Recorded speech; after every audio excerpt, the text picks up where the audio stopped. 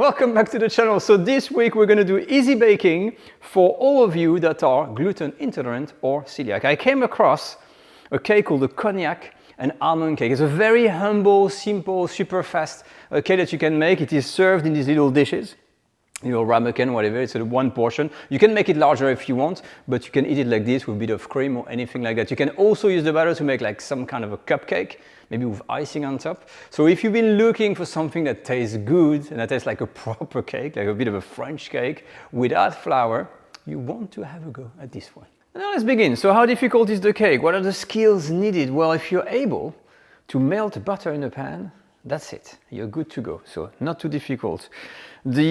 Very important here, anytime you bake and you have something based on almond like this, an almond based on almond cake, in France a lot of time we use a few drops of bitter almond essence, and you find this in every supermarket, every baking shop, and that really boosts the almond taste because that can be a little bit bland. You can feel the almond but not so much. So having the bitter almond essence really helps. The alcohol is optional.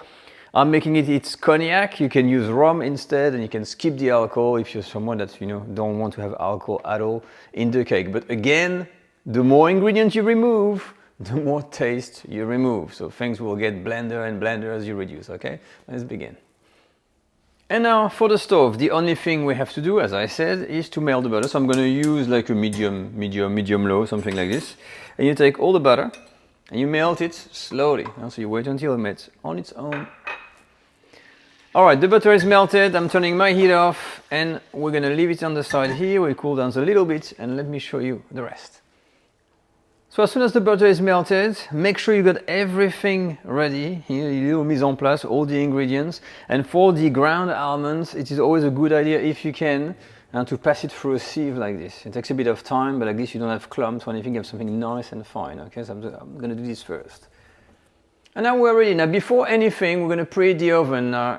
One thing I've noted is that for anything baking, using conventional heat, for me, actually works way better and it's easier to control. So here I'm going to use 190 degrees Celsius with top and bottom element on non-fan force. So the fan is disabled, it's just static heat. Okay, we've got here our ground almond, and by the way, this is blanched almond. Okay, there's no skin in this where it's white like this, and it's not an almond flour. All right, so we've got here a little paste. Okay, in there I'm gonna add my cream. So this is crème fraîche. You can use a thick cream if you don't have anything like this, not a problem. Okay, and mix that in. Once everything is incorporated, I'm gonna get some lemon. I don't want to add too much of the lemon because I've tried some before. If you put too much, it's gonna be like a lemon cake. So just a little bit. What I want, on the other hand, is a good tablespoon of cognac here. You want something boozy. I mean, we like it. We like to have a little bit of alcohol in France in anything, basically, not just the desserts. And we mix. So we got still a very nice paste. This is the consistency I've got. It's not runny, it's kind of solid. And now we're gonna add the sugar. Now sugar, originally it's like 50 grams, but I've upped the sugar a little bit because I thought it was not sweet enough otherwise. And for me, the dessert, like if it's not sweet, it's not a dessert. So I like to have something nice and sweet. But if you have something a bit less sweet, you can put just 50 grams. Okay. Now keep in mind that I'm making a small portion, but I will give you different ingredients for 4 people on the recipe. Okay. And from here we're going to add some wet ingredients. We're going to add the whole egg. Okay. And after the whole egg, we're going to have an egg yolk. So very careful with the whole egg because that's going to splash everywhere. So you go very gently. Okay. And you start to incorporate slowly like that. Okay. So very gently. So really we kind of have that kind of cake batter consistency. Look at that. I love this. And there's no flour. So to make it richer, now you add an egg yolk. Okay. Egg yolk in and same thing. Mix the whole lot. So that's it, we are done. Look at this beautiful butter. We've got the color, the consistency, there's no flour, and all what's left to do now is to leave this to rest for about 7 hours. No, just kidding. There's actually no resting time for that batter. We're gonna be able to use it as soon as the oven is ready. But first, of course, if you use ramekin or a dish, we need to prepare it. So let me show you. Now for the baking of that dish, you can use little ramekin or things like this, okay? But this is like a porcelain or anything in ceramic. And you want to avoid using metal because I've tried and it will really kind of burn the outside very quickly and the inside doesn't cook properly. So you put some butter in there. You can use oil as well. And you're gonna butter the whole thing inside like that, okay?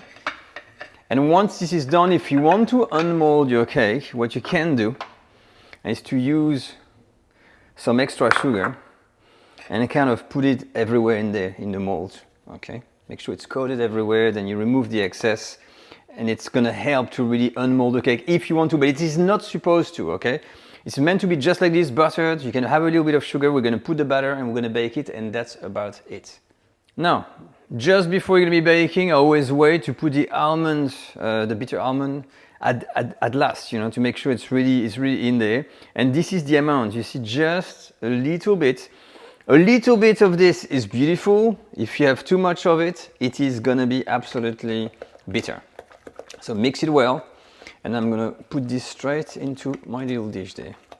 Now keep in mind, this is a very simple cake. As I said, it can be used as a base, so it's not a Michelin star thing. It's gonna look, it's pretty humble, okay? And you don't want to fill your whole dish in here because it will grow as it cooks. So what I used to do, I leave always some space in there, and don't worry, with the heat it will even out and you won't have like this kind of funny shapes at the top, but that's about it, okay?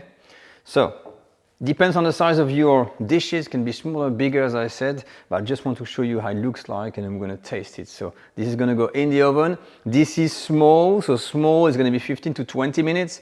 If it's larger, obviously the whole batter I'm gonna give you 4 people for 1 cake, it's about 40 minutes typically, okay? So you're gonna have to keep an eye on your oven, and usually when it's kind of nice and golden, it's done. So I see you then.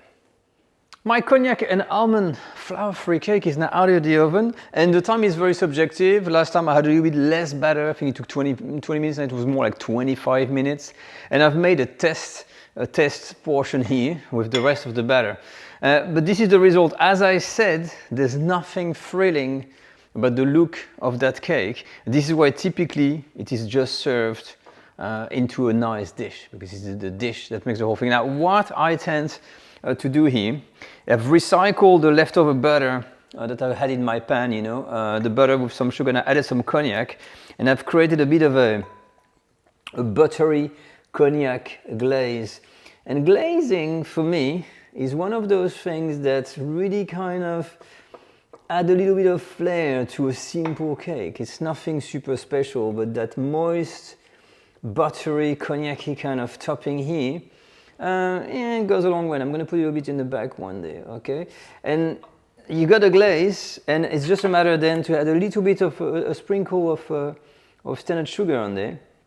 You need to go over the top, and that's it. Very, very basic. So I'm going to keep this one, looks like a crème brûlée, and what we're going to do here, we're going to try that little one here. All right, so now we have our little tester. So I've got a bit of the glaze. I'm going to try a bit of sugar on top, as intended. It's a kind of a regional recipe, and if you want, you can unmold it. You can run a knife and take it out, but it is meant to be eaten like this. So let's see. Oh, you see? Look, how it comes out of the mold in there. Still a little bit moist in here. Look at that. Look at that kind of almondy. It's kind of a bit doughy, is it? It is definitely moist. Can you see the interior there? I'm going to try to go rogue and let's try to unmold the thing. Oh, okay, it looks like in there. Okay, so this is the cake. It's because there's no flour. I mean, this is the kind of thing that happens. You could cook it at lower temperature a bit longer. I'm going to break it open just to show you the whole thing. So you see it's kind of dense, but to keep that moisture, You need to have it like that, you see? So it's just about cooked. It could be cooked a bit more. But to be honest, as a flour-free treat, it does remind me of the king cake filling, and it works really well. And you could flavor it with like lemon, orange zest. You can change the liquor in there. Oh, well, I'll just finish it. But yeah, not bad. Okay. So as you can see, I've ate the whole thing quite fast. It was quite tasty, and I've been trying it again in the background. We've been trying it with crème fraîche. I think you could have ice cream. There's plenty of options in there. It is versatile. I would recommend to have the glaze on top. You can put icing, or you can even make cupcake, but it's quite dense. If you want something that's more like a sponge cake, beat about 2 egg whites, okay, into a meringue, and fold it for the batter and cook this. You're gonna have more volume, you're gonna have a cake that is higher, you're gonna be able to slice it and start to make layered cakes with cream around or whatever you like, decoration, nuts or whatever you like. So please leave me a comment in the comment section, try the recipe, take it further, make it yours, and let me know what you think. As for me, I will leave you with that picture, and I will see you next week for another episode on the French Cooking Academy. Take care all, bye-bye.